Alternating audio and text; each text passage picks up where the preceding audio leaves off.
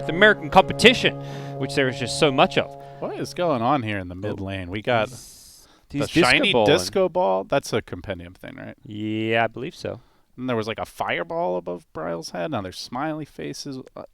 I'm too old for this. I can't keep track. There's soccer balls you can kick around. Like, I remember the good old days when there were no cosmetics. The TI2 era. when Cowboy Ursa came out, everyone lost their mind. Was it the Casper Nick set? Casper Nick. The Casper Nick set, like the worst set in the history of Dota.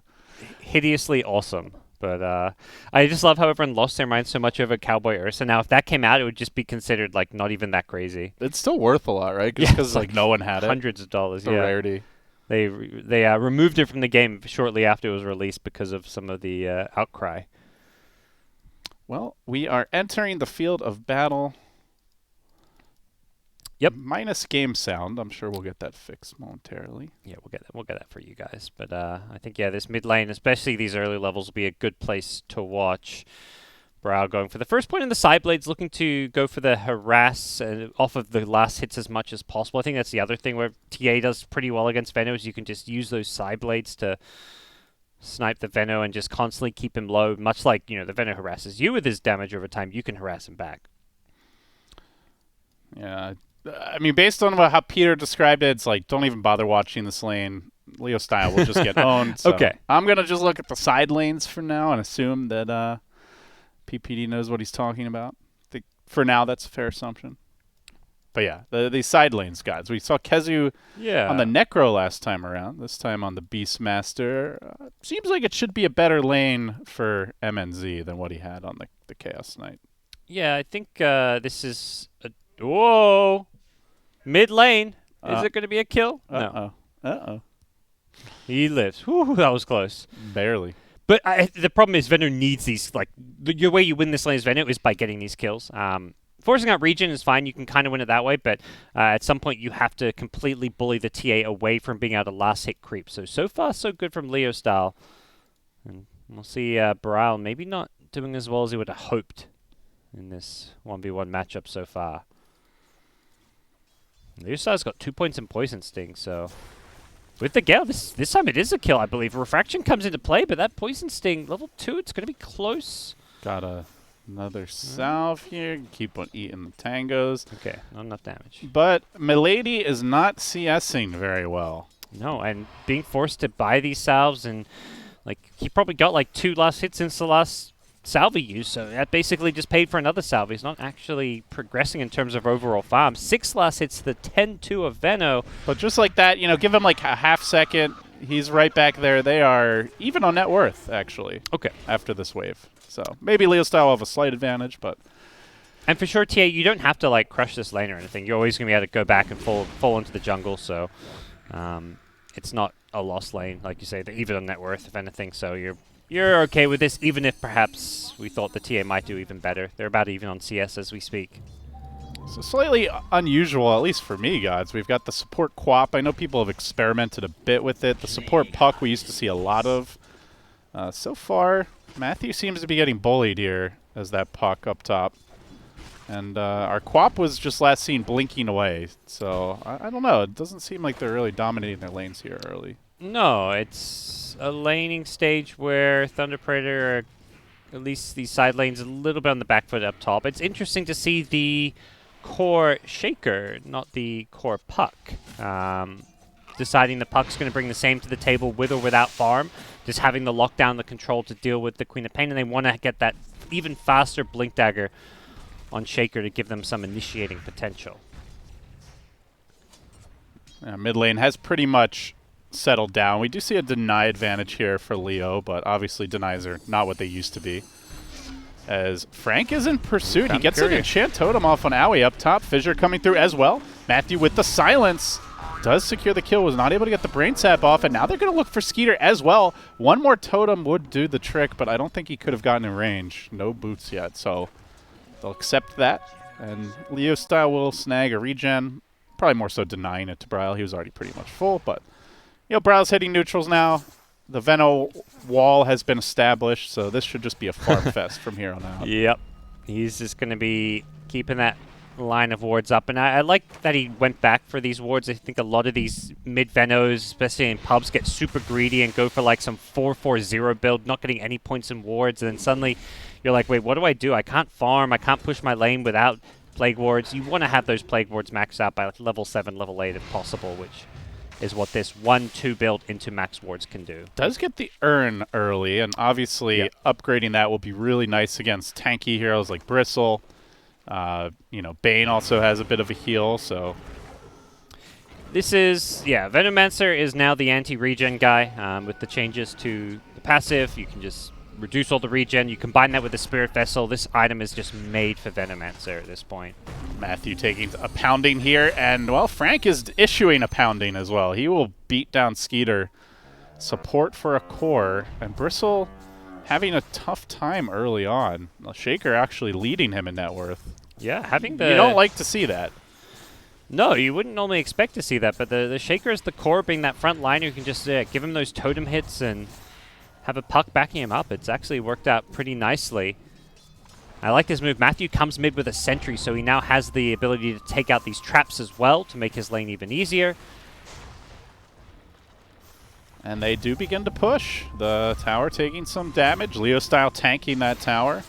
Wants to keep the catapult alive. Even MJZ arriving, so a hefty double support commitment. They want to deny Bryle his middle lane safety, and he can't really engage into these three heroes. It's one thing when it's just the Veno and the wards, but the Glyph forced out. Moon hanging around. He's only level 3, though. Maybe he can force MJZ back. But, dude, they're going to have to bring another if they want to hold this tower, gods. Yeah, they eventually decide they can't tank too many tower hits, and the siege creep does go down, but I know something PPD mentioned is the one thing TA wants. Doesn't care about pushing the enemy tower, just wants to keep her own tower alive while farming the jungle. So that much damage being dealt to this tier 1 early on, and potentially this tier 1 tower being taken like around 8 or 9 minutes could be a big, big problem for Crazy, who could lose a lot of access to their jungle. The TA will suddenly feel the map shrink, and her item timings will slow down dramatically if you lose your tier 1 tower too early.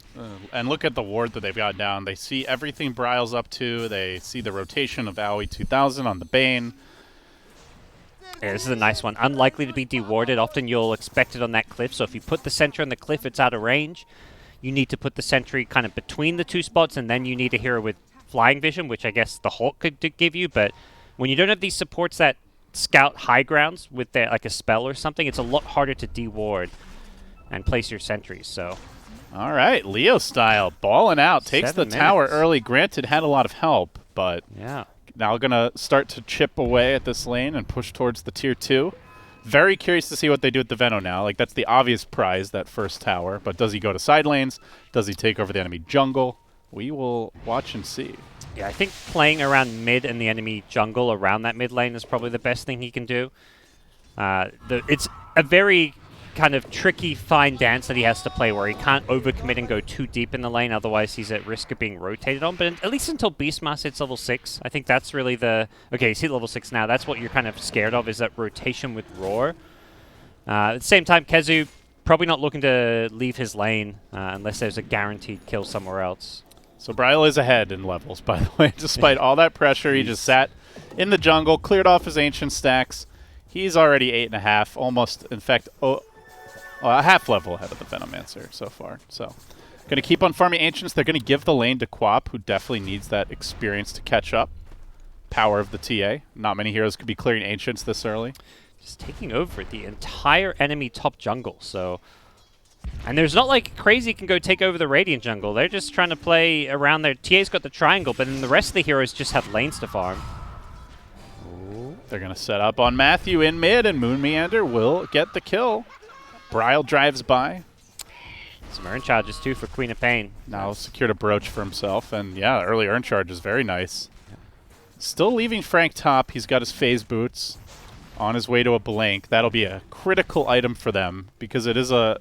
support puck, so there's really not great initiation here. You've got Fissure, but no one can really easily follow that up. I think that's why they were giving Puck the mid lane to try to get that level 6 and ideally a Blink Dagger up as soon as possible, but I think I would have liked to see Veno maybe wait for the 10-minute mark with the Siege Creep to go for this top tier 1 tower. The wards alone, it's going to take a very long time to get that tier 1 tower. At the same time, giving Puck the lane, there's a lot of benefits to that, so totally understand why they make that decision. But the Venom probably feels like he could be doing a bit more if he stayed in that enemy jungle and mid lane a bit longer. And while they're committing resources to take these towers down, Bryle farming away, almost has his first Mithril Hammer. We haven't really talked much about the Weaver. He's obviously had a free lane, but it's being traded for KheZu's free lane, so not quite as much CS, obviously, but loads of experience. Yeah, and it's overall a decent but not great Weaver game. There is some pretty good control coming from like a Bane and a Beastmaster. AUI is coming for this outpost. He really wants it. It ain't gonna happen, though. He forced out the stuns, but then they killed him before he could claim it. I'll claim a little bit of extra experience. KheZu working towards the Necronomicon. Very close to it. Could not afford to die now. Does have the Roar to get him out of trouble if required. It is not required, so he will retreat. Meanwhile, Matthew hanging around mid, but Bryle looks like he could threaten him. Matthew will just walk away. Yeah, so they're desperately trying to get this Puck some experience. Still only level 4, still 1,000 gold until the Shaker Blink, and Thunder Predator still very, like, unable to force fights, it feels. Yeah, I would imagine Puck's going to have the Tome of Experience. I don't know if Wyvern took it. He is already level 6, but if Puck can get the Tome, you'll suddenly see that level 6 in no time at all. But yeah, the lane's overall going pretty well, but Puck definitely needs to find some way to recover in terms of experience. A nice kill if they can get it. The Weaver with the Fiend's Grip into Shaker the Roar. forced to TP in, but he's too late, Yep. and Frank won't be able to even get a trade. Just walks away. Good combo. Play. Aui's been very impactful on this Bane. Yeah, having that level 6 and finding a nice move through the trees. Finding an enemy carry kill with that first Fiend's Grip always feels fantastic. All right. Spirit Vessel now completed.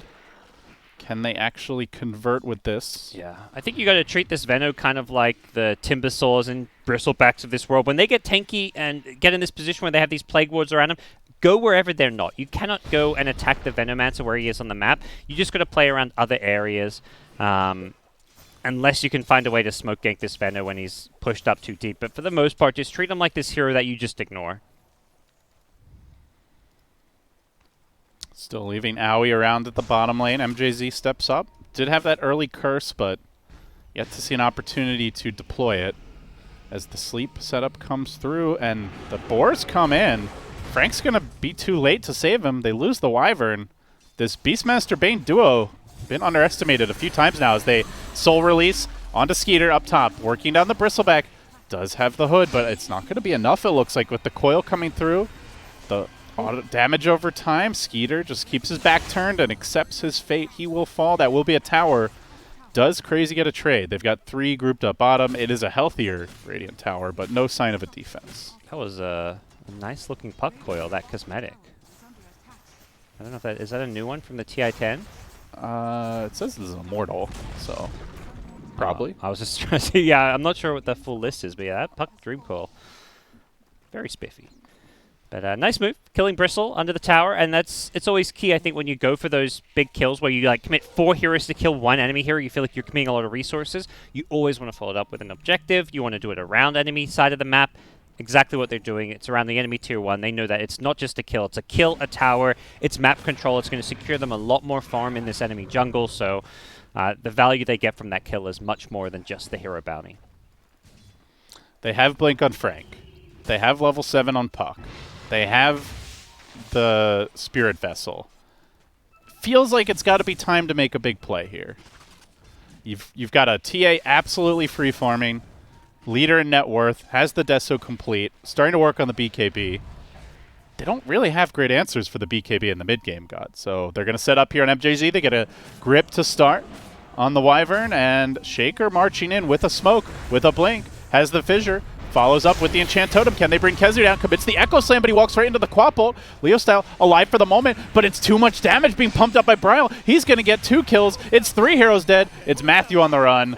TA out of control. MNZ comes in. He loses half his health to a single TA auto attack. Can they kite Bryle successfully? He's got a fresh refraction. He didn't use it before going for this TP, and he's going to pay the price, and he goes down. A crucial mistake. Makes it 4. That's a really nice one. Thunder Predator giving him the tips, knowing that I don't know if they knew about the refraction cooldown, but that's a big kill to get.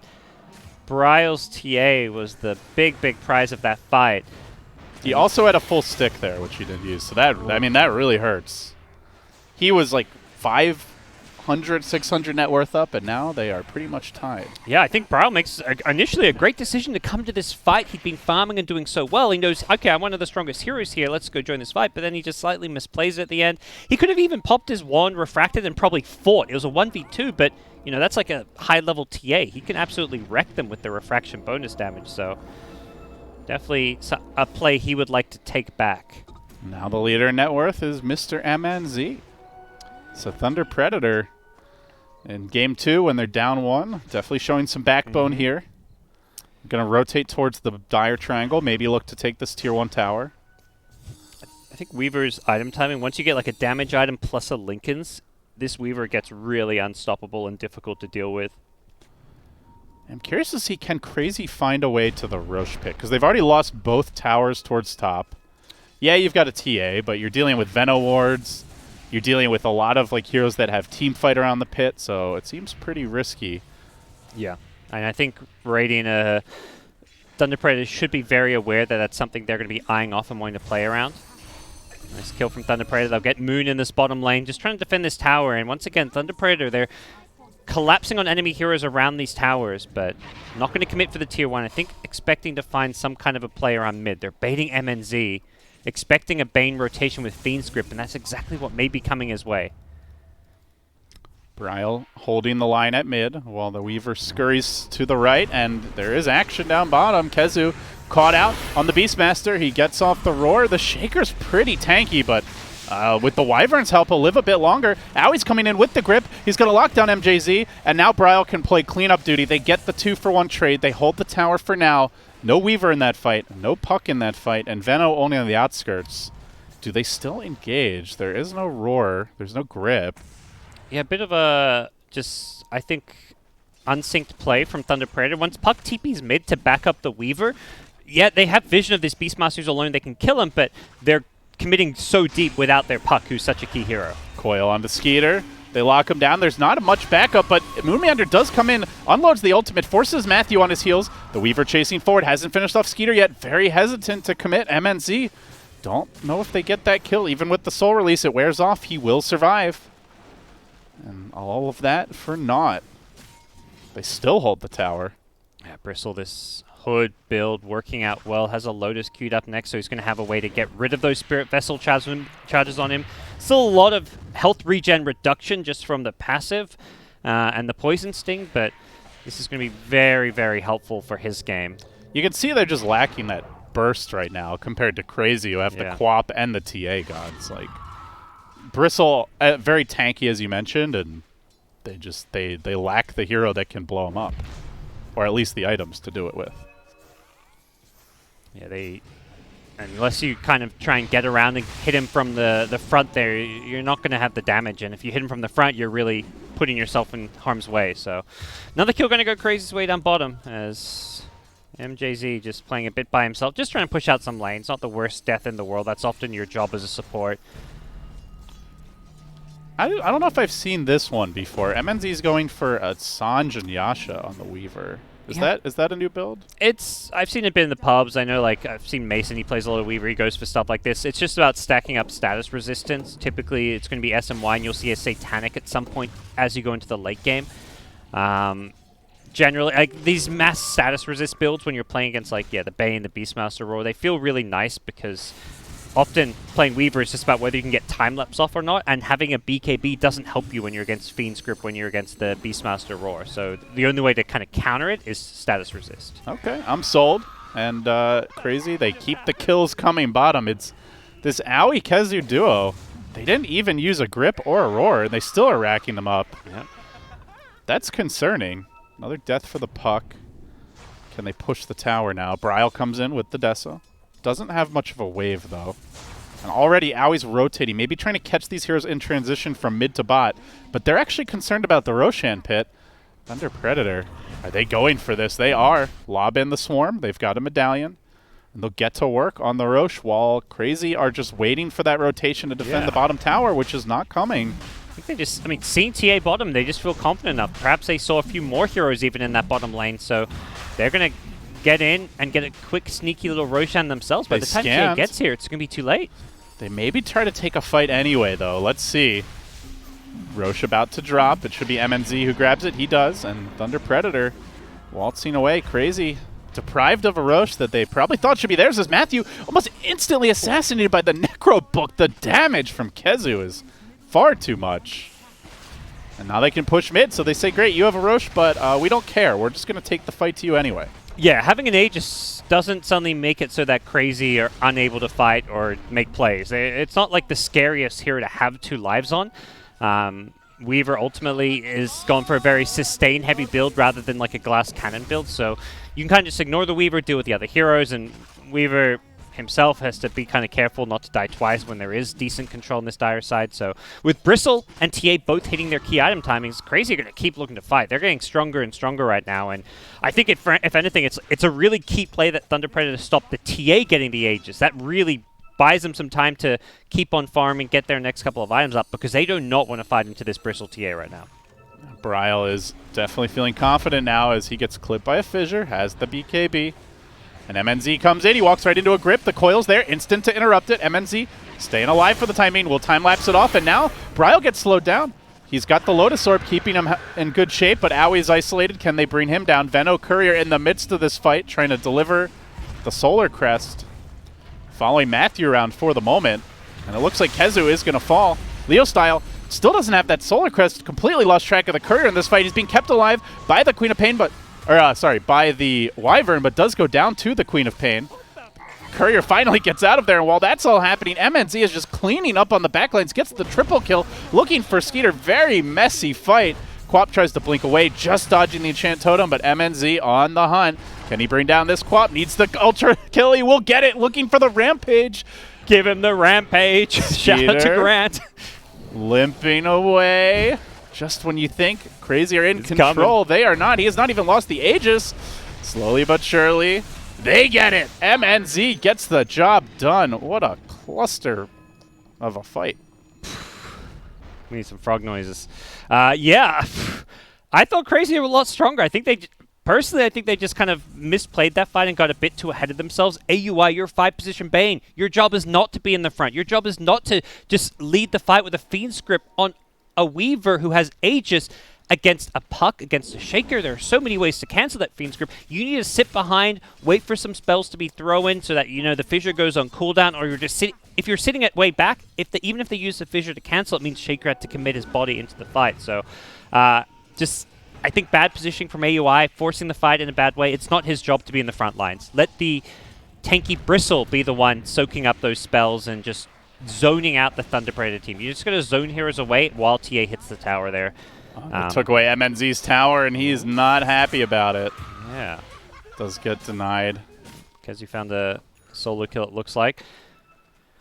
They are ready to go for round 2, though. The aggression from MNZ charging past the enemy jungle. Doesn't find anyone, but they will keep the pressure up. Looks like they're going to go for the tier 2, and Kezu, as you mentioned, is now on the split push. You can see definitely in these fights how effective the Wyvern Winter's Curse can be against the Beastmaster. Anytime his Necrobooks and summons and next to some hero, he'll just curse him, whether that's the Beastmaster or someone else. Turning the Beastmaster auras against him.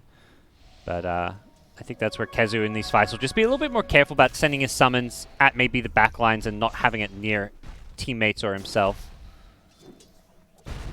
As it stands, Crazy probably happy just to maybe stall out this Aegis now. With the Weaver getting all those kills, you got to expect another big item going to be coming up in no time at all. Yeah, he wants a Butterfly, and there is no True Strike for Bryle. Yeah, probably Butterfly Satanic type build would be what I would expect. Going SMY straight into the Satanic is just way too much. In the survivability bucket, you want to kind of balance it out with some survivability and some damage output, which is what the Butterfly brings to the table. They do want to push. MNZ grouping up with Leo Style. But he's also going on these little scouting missions to farm the enemy jungle, maybe try to catch a hero on the side, and no one there. Just Kezu slowly working at top. MNZ could be in trouble here, perhaps. Gets caught out, and as you mentioned, the Roar Fissure, Echo. They are going to lock KheZu down. They spring the trap. They bring it back the other way, and MNZ gets out. Nice bait. So it ends up being a 1-0, and now they can work on Skeeter. They get the swarm on him. The minus armor coming through. Instant Lotus there. Spirit Vessel degen, though, still working on him, but doesn't seem like they'll have the follow-up burst to bring him down. Bristle's still a tough hoss to wrangle for the moment anyway. He just has expired, so we'll see what MNZ decides to do now that he's playing without the Aegis. Actually goes back and queues up the Mjolnir, so looking like he's going to want to finish that off, get a bit more immediate damage output since the Butterfly is still about 1,500 gold away if he went for that instead, so. All right, well, things slow down. CR4ZY, despite what looked like a horrific sequence of events, leading net worth. Pretty much even, in fact, dead even in terms of towers and map control right now. No Aegis in play. Your TA still right up there in net worth. So on paper, at least, it looks like anybody's game. Absolutely. I think both teams have really kind of good ways to win this game. For Thunder Predator, a lot of it is around this Winter's Curse and what it brings to the table in terms of their team fight. I mean, they've also got a Shaker, a Puck. Team fight is the name of the game for them. So landing these big spells, but for CR4ZY, it's the damage output of heroes like TA, Beastmaster. If you can blink Roar, a support, kill them off. If TA can get on top of someone on the back lines, or just use her BKB and kill whoever's in front, that's where fights go well for CR4ZY. So it's going to be interesting to see how well Wyvern can position, how good a Winter's Curse can come into play. Do you see one of these teams scaling better, since it seems like it's kind of a stalemate right now? Yeah, I think overall CR4ZY is going to scale quite a bit better. Just TA, when you hit 25, you get some meld bashes. The Radiant side, the Weaver, it hasn't gone for like this true like hard carry type build. It's just much more kind of like balanced item build so far. And you have got a Venom mid. This is not a hero that's like is really a scaling core in a lot of ways. So I think CR4ZY scale a bit better, but where Thunder Predator can make up for it is the fact they have the Winter Wyvern. So the more items, the more farm in the other team, the better that Winter's Curse gets. And he is doing well, MJZ with the blink.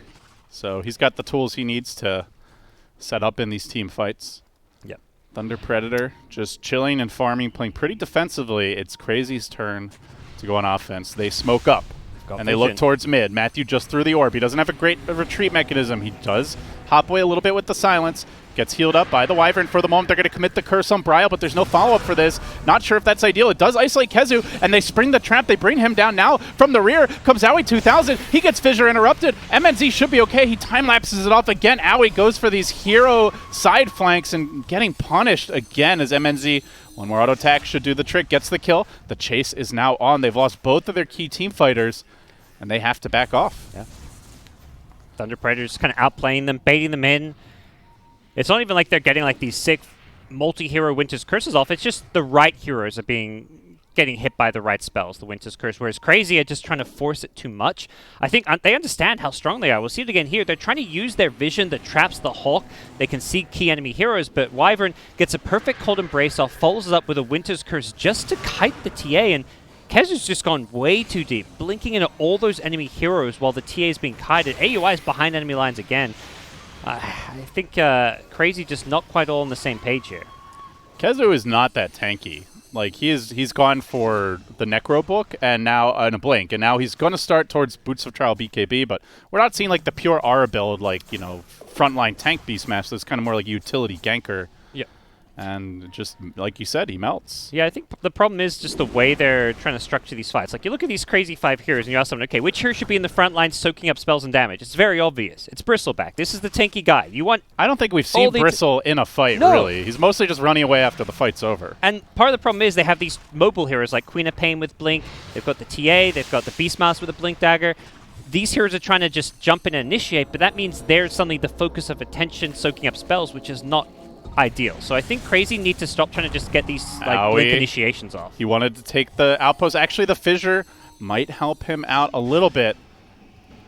They juggle it off. Very well played there by Frank, and now the chase continues. Owie likely to give up another kill, and will do so. MNZ on a monster kill streak. it feels like Crazy are, maybe trying to do a little too much right now as individuals. Absolutely. Like, yeah, the AUI coming in, flanking from behind enemy lines, that's like a crazy Bane play to be making. If it works, it looks insane, but ultimately I think they need to just spend more time staying behind Bristle. It's hard for Bristle because he's not this mobile hero. When his team go charging ahead, he needs to just be saying, guys, like, let me run in front, sit behind me. But they're trying to play fast pace, and Bristle can't keep up. Instead, MNZ is just getting onto Skeeter and causing him all kinds of problems. Starts hitting him from the front, drops quickly. The Quappel not really doing enough with the Mjolnir. I think he's too strong. Skeeter almost dead. Roar coming through on the side of the fight, wants to isolate this Wyvern. Kezu will blow him up with the help of Bryo. That's a big takedown. MNZ, though, still healthy. Has his ultimate, but he's low enough that a single TA shot could maybe bring him down. Has to be careful. They will retreat out as bounty runes are spawning. Frank, Ghost Scepter, lunge away, and it looks like both teams will disengage. So Bryle committed the 9-second BKB for that. They only get a Wyvern, and they lose a Bristle. I mean, not ideal again for Crazy. Yeah, and I think the key thing there, Thunder Predator just want to secure themselves both outposts, as many bounty runes as possible, and get themselves a bigger golden experience. And they will lead. get 3 bounties, it looks like, anyway. They're going to go for Roche first, though. Yep. They know the TA BKB's on cooldown. They know there's no Bristle's Quappel. dead, yeah. They know there's no Grip. They know there's no Roar. This is a free Roche if I've ever seen one. Yeah, it sure as hell looks like it. I think Crazy are learning the Bristle's the key hero. That fight goes, like, if Crazy have 5 heroes there behind the Bristle, that's how they want to take a fight. Bristle taking up all the damage, all the spells are on him. Even if Bristle's dying there, if there's a Bane in a good position to Fiend's Grip 1, the TA actually got to the back lines, killed off the Wyvern, that's a good fight. But the problem is they didn't have 5. They weren't all in position behind the Bristleback, which is why Thunder Predator, that's the reason why they actually are willing to go and try commit for a kill on Bristles, because they know he's somewhat separated. MNZ back into the Satanic now, picked up the Value Crystallis. He is getting pretty fearsome in terms of damage. And, Bristle, very tanky, but Weaver's so good at getting in front of him with the Sakuchi move speed, and we saw he's able to just dish it out to Skeeter. Almost brought him down solo in that fight. He's lurking around mid, wants to threaten Skeeter. The team taking over the jungle, and it's just split push and dodge time for Crazy. Not feeling confident to take a fight. Yeah, they're probably just feeling like, yeah, with Aegis and Cheese in play, there's not much they can do. I really like how Venor's itemized, this Solar Crest, Ghost Scepter, and now a Plate Mail for some additional armor. He's just so tanky. It's kind of all physical damage on the Dire side. Bristle, Beastmaster, and TA, 3 cores that don't do any magic means itemization's easy. Wyvern with Cold Embrace is insanely powerful, plus all this bonus armor, and Ghost Scepters suddenly are items that you just don't have an answer for. Meanwhile, itemization looking very hard for Bryle, as he's going to get cursed on the bottom lane. He has a Hurricane Pike queued up, but more importantly, he's just going to get punished and go down. Echo Slam deleted. He did not expect that all. He had a trap in the trees, but I guess Wyvern came from a different location. Man, that is brutal. But yeah, I mean, to your point about itemization, like he's thinking about a Hurricane Pike at 32 minutes. Yeah. That is a very uncommon. I don't think it's an item that changes how his game goes either. It's not... He can still get kited, I feel like, even with that. There's going to be a Puck Ag soon. You've also got a lot of instant disables. Yeah, I think... It's just a hard TA game at this point. You need to go for either more burst damage or something like a Lincoln's type item against the Winter's Curse. We used to see Hex as well on yeah, TA Hex, a lot. Like something that allows you to kill whoever or you jump. survivability. Yeah. Like the Hex or the Bloodthorn / Nullifier kind of route, those both make sense to me. Now it's Bloodthorn, now it's Nullifier. It's literally cycling through the shop. He's like, which item can salvage this game? Which is generally a sign that, like, you're in trouble. I agree. I think he's got the Orchid, so whether you upgrade or not to the Bloodthorn, it's still you get the silence either way. You don't necessarily need that crit component, so we may just see him eye off the Nullifier so he can have that silence plus mute. I mean, no longer a mute he's combination. Just taking a tier 3 for free, gods. Are they going to come and defend this? Silence on the Skeeter. Tower gets clubbed down. Where is the base defense? They're waiting on the respawn of the TA. MNZ, does he even back away? He gets slept. Sentry wards being dropped by both teams, but a fresh Sakuchi gets MNZ out of there. I think they're maybe going to take a page from what we saw Alliance do earlier, which is just have the Beastmaster split push and force people back. This is probably what they should have been doing for some time now, is just have this split push threat that is going to force Thunder Predator to constantly defend, while the other 4 heroes play that kind of dance where it's like, okay, if they TP back to defend, we initiate. If they're not TPing back, don't get caught. Now Bristle appears, and instantly MNZ onto him, actually going past him, and working out Bryle with the control of Frank. He's deleted! Out for 90 seconds, and hee-haw indeed. He was ready to giddy up, and they sent him on a ride, but it was not the one he wanted. Not back at to the all. well. Can buy back, but I mean, it's just too easy to kill him. Yeah, they're just kind of ignoring the Bristle, and anytime they have a kill opening on the TA, there's kind of a save with the Bane Nightmare, but we've seen Bane, positioning is so difficult for AUI. Anytime he pokes his nose out, he gets jumped on. And Skeeter, he just gets stunned and controlled, and MNZ is able to pump damage into him. The Fissure blocking him off. He finally gets back to the safety of the tier 4s, but he's already taken quite a bruising. They still have a Cheese, still have an Aegis. MNZ, he's risked nothing, really. And he's going to start bringing this tower down. They'll sleep him. They do have a grip.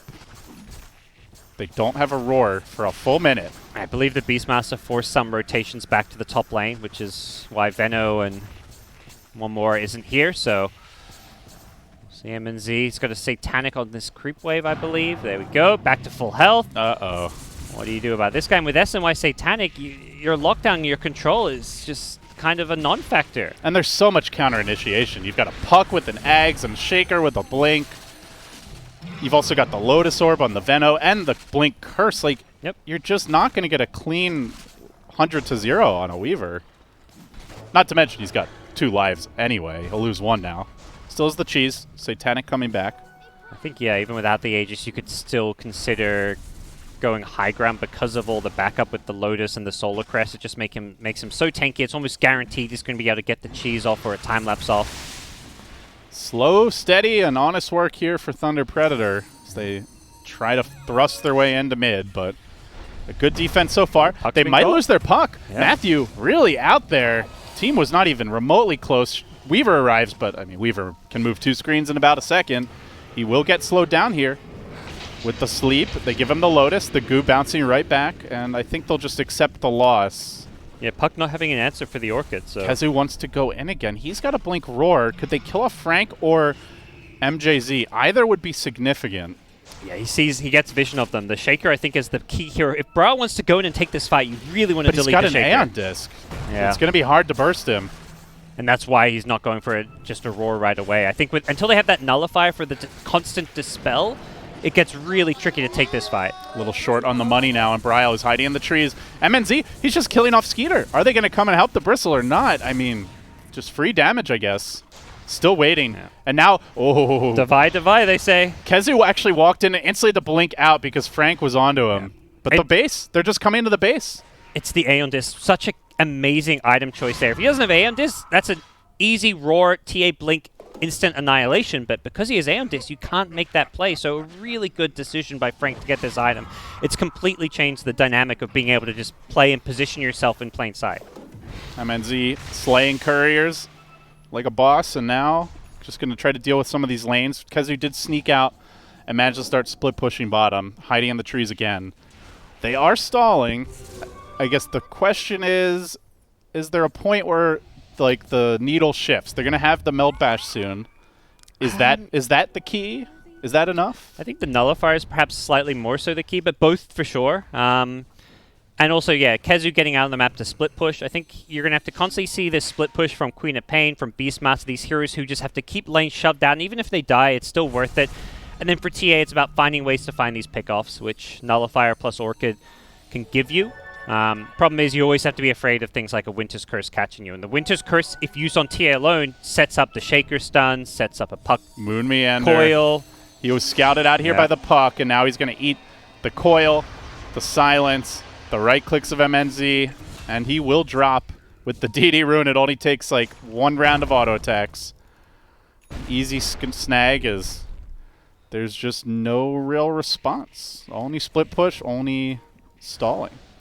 There's just too many threats for this TA. There's an Axe Puck Coil as well. Oh, could this be it? Maybe. MNZ, It's close. pretty dangerously low. Oh, Satanic so comes up. close. He gets off the time lapse. They might kill him through this. That last TA auto attack, not enough.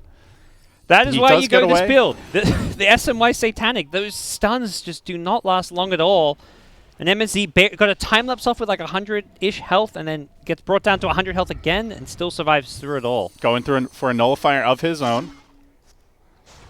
That's how you can try and play this game, is that nullifier timing, but like you said, the status resistance. If he doesn't have those items, he would have been burst there. yeah, it feels like, Would not have gotten off that time lapse. I mean, Bloodthorn maybe that's going to give him enough damage output. If he had it there, that would have been a kill. For TA, it just feels like you're always just needing that one more item, that bit more damage. Maybe you're even thinking Rapier. Like, we're in this terrible kind of position where we can't kill anyone quickly enough. Is Rapier the name of the game?